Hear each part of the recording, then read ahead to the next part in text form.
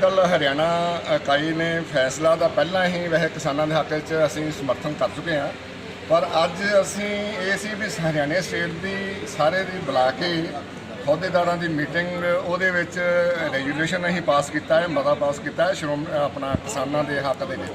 जो भी किसानों के खिलाफ 3 बिल आए ने उन्हां बिलों के असीं उन्हां दे खिलाफ बोलते हुए तो किसान यूनियन नूं असीं समर्थन जिहड़ा उन्हां नूं दिता है। वो समर्थन मतलब जिस तरह कि साडे अपना बीबी हरसिमरत कौर जी ने सेंटर तो इस्तीफा दे के ते किसानां दी जिहड़ी बांह फड़ी है, क्योंकि श्रोमणी अकाली दल हमेशा ही किसान मजदूर हर वर्ग नूं नाल लैके चलण वाली एक पार्टी है। उस चीज़ नूं देखते हुए बीबी हुणां ने जिहड़ा इस्तीफा दिता है तो हरियाणा इकाई जिहड़ा उन्हां दा स्वागत करती हुई कि तुसीं किसानों के हक में उतरे हो तो किसान जिहड़ी हरियाणा इकाई है बढ़ चढ़ के उन्हां दा समर्थन सब तो वध असीं जाके काम करांगे।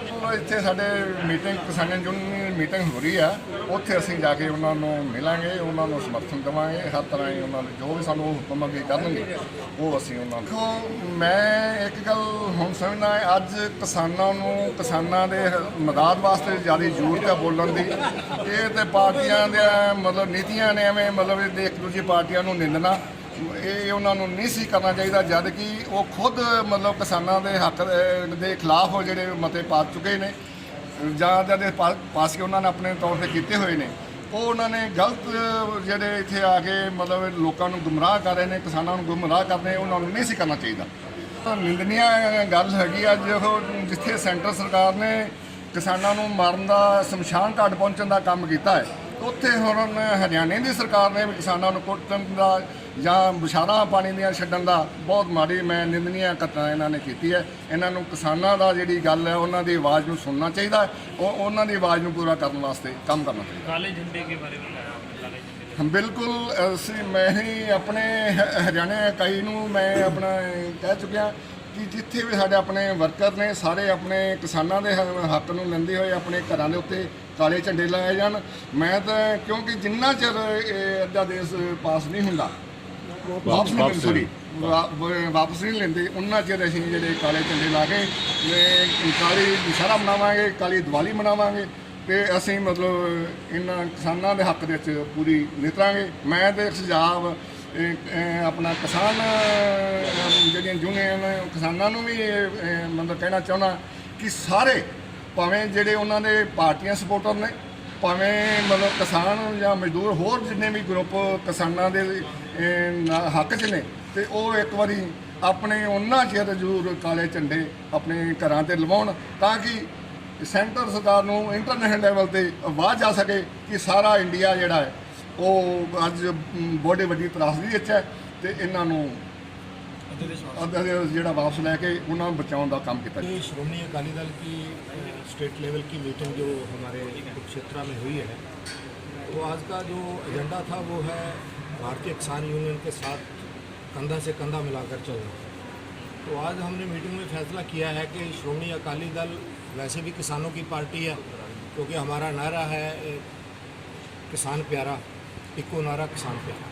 तो इस करके अज इस मीटिंग के असी फैसला लिया कि असी भारतीय किसान यूनियन के नाल मोढे नाल मोढा जोड़ के असी काम करांगे और जब तक ये बिल केंद्र सरकार वापस नहीं लेंदी तब तक असी चुप करके नहीं बैठांगे, क्योंकि भारतीय जनता पार्टी सरकार ने बीजेपी सरकार ने एक इहो जिहा गलत फैसला ले लिया कि ये इन्हां दे कोल नंबर ने और ये नंबरां दे सिर दे उत्ते बिल्कुल गलत फैसले जो है देश के विच लै रहे ने।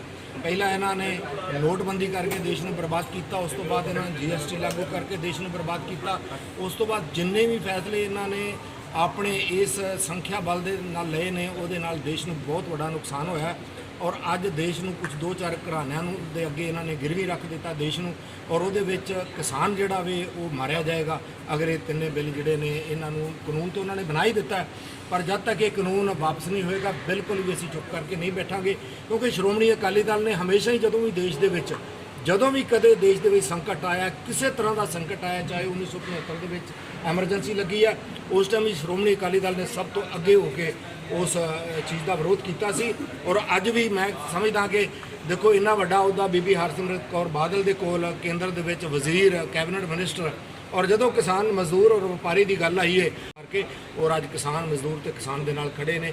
मैं बेनती करना तुहाडे माध्यम चैनलों के माध्यम राही भी मैं अपने मजदूर भरावां नूं और व्यापारी भरावां नूं और सारिਆਂ ਨੂੰ मैं बेनती करना कि अज जिन्नी हिंदुस्तान की इकोनॉमी है वो किसान के सिर ते है।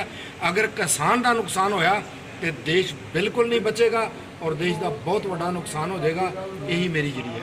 सुखबीर सिंह मांडी, प्रधान महासचिव श्रोमणी अकाली दल हरियाणा। आज बीजेपी की केंद्र सरकार ने अंग्रेज़ों के शासन की याद दिलवा दी। जैसे उनके शासन में किसान को, मजदूर को, गरीब को दबाया जाता था, उनके ऊपर अत्याचार किए जाते थे, उसी प्रकार आज बीजेपी पार्टी ने 3 अध्यादेश थोप कर हम ये किसान को, मजदूर को और छोटे व्यापारी को मारने का काम किया है।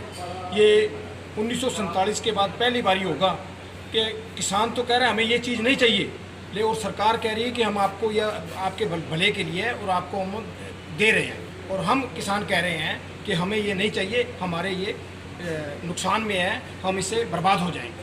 और ये सरकार सिर्फ और सिर्फ कुछ पूंजीपतियों के हाथ में बिक कर ये अध्यादेश लेकर आई है, क्योंकि पहले भी किसान बाहर दूसरी स्टेटों में बेच सकता था। कारण क्या है कि 2 एकड़ का जिमीदार महाराष्ट्र से हरियाणा के अंदर फसल नहीं बेच सकता लाके, वो तो सिर्फ एक पूंजीपति उन 2 एकड़ के जिमीदार की फसल खरीद कर हरियाणा के अंदर बेच सकता है उच्च भाव में। ये सिर्फ व्यापारी के लिए बनाया गया कानून है, किसान को इसमें कहीं भी कोई फ़ायदा नहीं है। जनाब साहब आज मीटिंग आंदोलन कर रहे हैं, हम उनके साथ मोढे से मोढा लगाकर उनका साथ देंगे। वो कोई भी जैसे जेल भरो, कुछ भी सड़क पर जाम लगाना हो, जेल भरना हो, रेल रोकनी हो। आज पंजाब के अंदर श्रोमणी अकाली दल ने बहुत बड़े स्तर पर ये किसान आंदोलन छेड़े हुए हैं। उसी तर्ज पर हरियाणा के अंदर भी हम बड़े तर्ज पर रेल ऐसी करेंगे। खादी, खादी एक विश्वास, खादी एक विचार, खादी एक संस्कृति और खादी एक मुस्कान। खादी जो आजादी से पहले हमारे साथ थी और आज भी है।